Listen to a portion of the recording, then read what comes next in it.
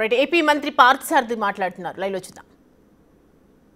నిజంగా మీరు చేసే ప్రచారంలో నిజం ఉంటే వాస్తవం ఉంటే మీ కార్యకర్తలు కానీ మీ నాయకులు కానీ ప్రతి షాప్కి ప్రతి బార్కి కూడా వెళ్ళి ఈ యాప్ని ఉపయోగించుకొని ఇది ఏమిటో తెలుసుకోవాలని చెప్పేసి కూడా నేను మనం చేస్తాను. ఇది నకిలీదా లేకపోతే కరెక్ట్ మద్యం చేస్తున్నారా సప్లై చేస్తున్నారా తెలుసుకోమని చెప్పేసి నేను తెలియజేస్తా ఉన్నాను. నేను ఈరోజు ఆఖరికి స్కూటీల్లో డోర్ డెలివరీ చేసిన వైఎస్ఆర్ కాంగ్రెస్ పార్టీ ఈరోజు ఏదో బెల్ట్ షాపుల గురించి ఏదో ఆ ప్రభుత్వంలో ఉన్నప్పుడు ఎటువంటి గ్రామాల్లో లిక్కర్ అమ్మనట్టు కేవలం ప్రభుత్వం రన్ చేసిన షాపుల్లోనే అమ్మినట్లు ఈరోజైతే నేతి బీరకాయలో నేతి బీరకాయలు అంటే నీతులు చెప్తా ఉంది.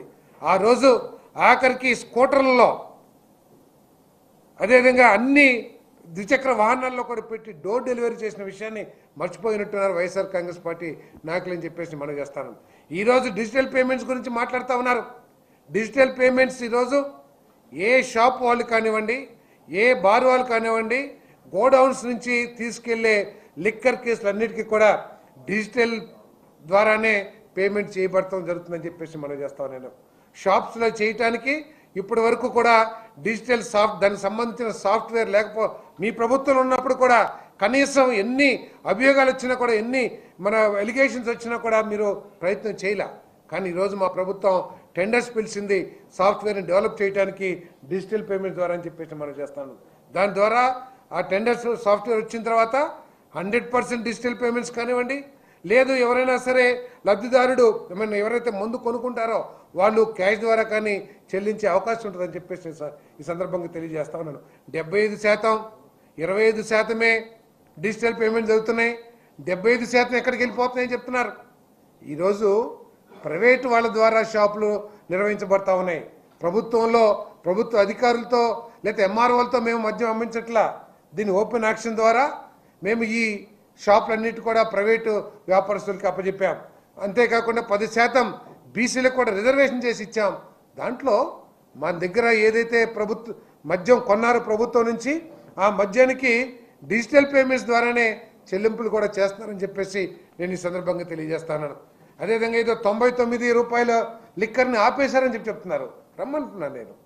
175 నియోజకవర్గాల్లో ఎంత కావాలంటే అక్కడ డిమాండ్ని బట్టి 99 రూపాయలకి ఏదైతే తక్కువ ధరకి లిక్కర్ ఉందో ఆ లిక్కర్ని అందిస్తున్నామని చెప్పేసి కూడా ఈ సందర్భంగా నేను తెలియజేస్తా ఉన్నాను. నేను ఆఖరికి ప్రత్యేకమైన దృష్టితో స్టేట్ బార్డర్స్లో కూడా ఎక్కువగా దీన్ని అమ్మటం మూలంగా ఈరోజు ఈ స్మగ్లింగ్ ఏదైతే ఉందో అది కూడా తగ్గిపోయిందని చెప్పేసి మనం చేస్తానని, ఈ బార్డర్స్లో రెవెన్యూ కూడా బాగా పెరిగిందని చెప్పేసి కూడా నేను ఈ సందర్భంగా తెలియజేస్తా ఉన్నాను.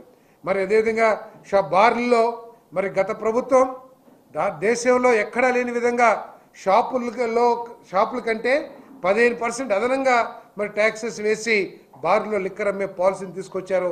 ఈరోజు బార్ల యజమానులందరూ కూడా దీని మీద ఆందోళన వ్యక్తం చేస్తున్న సందర్భంలో తప్పకుండా ప్రభుత్వం ఒక సబ్ కమిటీని ఏర్పాటు చేసి, మంత్రులతో ఒక సబ్ కమిటీని ఏర్పాటు చేసి ప్రతిరోజు లేదా ప్రతి వారం ప్రతి నెల ఈ మధ్యలో జరుగుతున్న అవకతవకలు కానివ్వండి, లేదా ఏదైనా తప్పులు జరిగినా, లేదు ప్రజల నుంచి ఏదైనా డిమాండ్ వచ్చినా, లేదు మన వ్యాపారస్తుల నుంచి కానీ షాపు దారులు కానివ్వండి వాళ్ళ దగ్గర నుంచి ఏదైనా డిమాండ్ వచ్చినా వాటన్నిటి మీద కూడా సమగ్రంగా చర్చించి మెరుగైన మన మధ్య విధానాన్ని తీసుకురావడానికి అహర్నిశలు కూడా ఈ గ్రూప్ ఆఫ్ మినిస్టర్స్ పనిచేస్తున్నారని చెప్పేసి నేను మనం చేస్తాను. కేవలం అబద్ధాలు ప్రచారం చేస్తానికే ఈ వైఎస్ఆర్ కాంగ్రెస్ పార్టీ పనిచేస్తుందని చెప్పేసి మనం చేస్తాను.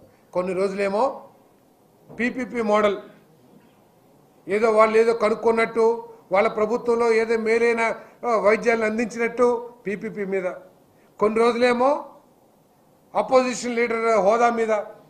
ఇటువంటి అబద్ధాలు తప్పితే ఎక్కడ కూడా ప్రజలకి అవసరమైన విధంగా ఈ వైఎస్ఆర్ కాంగ్రెస్ పార్టీ పనిచేయట్లేదని చెప్పేసి నేను సందర్భంగా తెలియజేస్తాను. నిజంగా మీకు చిత్తశుద్ధి ఉంటే, ప్రజల సమస్యల పట్ల చిత్తశుద్ధి ఉంటే మీ పేపర్ని ఏదో వాడుకొని ఒక పాంప్లెట్ లాగా వాడుకోవడం తప్పితే నీకు చిత్తశుద్ధి ఉంటే అసెంబ్లీకి వచ్చి మీరు మాట్లాడేవాళ్ళు, నిజంగా మీ మాటల్లో నిజాయితీ ఉన్నా, మీకు వాటి పట్ల చిత్తశుద్ధి ఉన్నా, ప్రజల సమస్యల పట్ల చిత్తశుద్ధి ఉన్నా, రాష్ట్రం పట్ల చిత్తశుద్ధి ఉన్నా మీరు అసెంబ్లీకి వచ్చి ఏదైనా సమస్యలుంటే చర్చించేవారు. మీకు చిత్తశుద్ధి లేకుండా కేవలం రాజకీయ లబ్ధి కోసమే ప్రయత్నం చేస్తారని చెప్పేసి మనం చేస్తా ఉన్నా నేను. మరి ఈ ప్రభుత్వం చంద్రబాబు నాయుడు గారి నాయకత్వంలో ఎటువంటి కుంభకోణాలు మధ్య రంగంలో జరగటానికి వీలు లేకోకుండా చర్యలు తీసుకుంటుందని చెప్పేసి మనం చేస్తాను. ఈరోజు చాలా నాణ్యమైన మద్యం బ్రాండ్స్ని ప్రజలకు అందరికీ కూడా అందుబాటులో తీసుకొచ్చాం.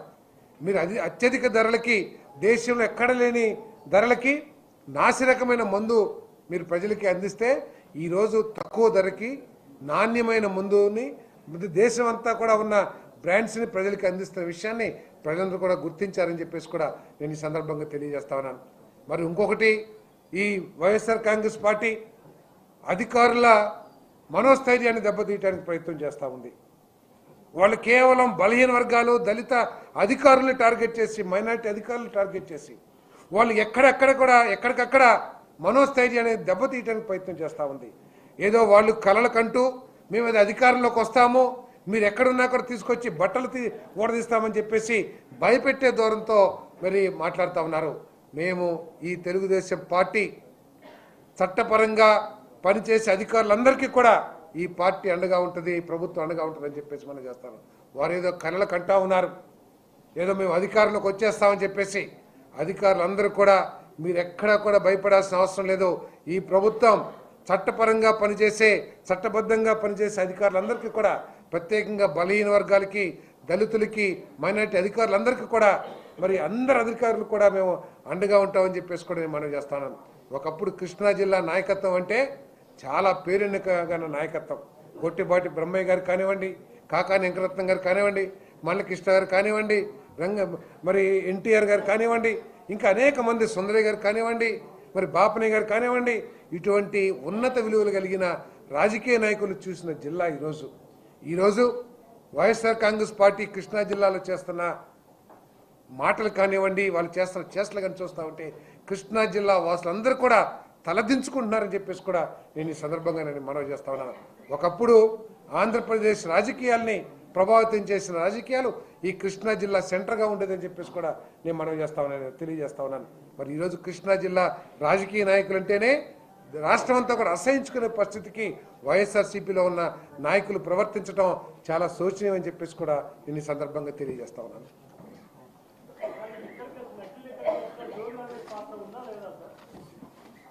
సాక్షాత్తు ఎవరైతే నిందితుడు ఉన్నారో ఆయనే చాలా స్పష్టంగా చెప్పారు. ఆయన ఆధ్వర్యంలోనో లేకపోతే ఆయన ప్రోత్సాహంతోనే 2 సంవత్సరాలు చేశాము. అదేవిధంగా తెలుగుదేశం పార్టీ వచ్చిన తర్వాత కూడా ఈ వ్యాపారాన్ని చేయమని ప్రోత్సహించారు. మరి ఆయనే కావాలని చెప్పేసి తెలుగుదేశం పార్టీ ప్రభుత్వం మీద బురద జల్లటానికి ప్రయత్నం చేస్తున్నాడని చెప్పేసి కూడా ఆయన స్పష్టంగా చెప్పారు. ఎవరెవరున్నారు అనే విషయాల్ని చాలా ఎటువంటి ఇది లేకుండా డిస్కషన్ లేకుండా ఎవరున్నా సరే వాళ్ళందరూ కూడా బయటపెట్టే చర్యలు ఈ ప్రభుత్వం తీసుకుంటుందని చెప్పి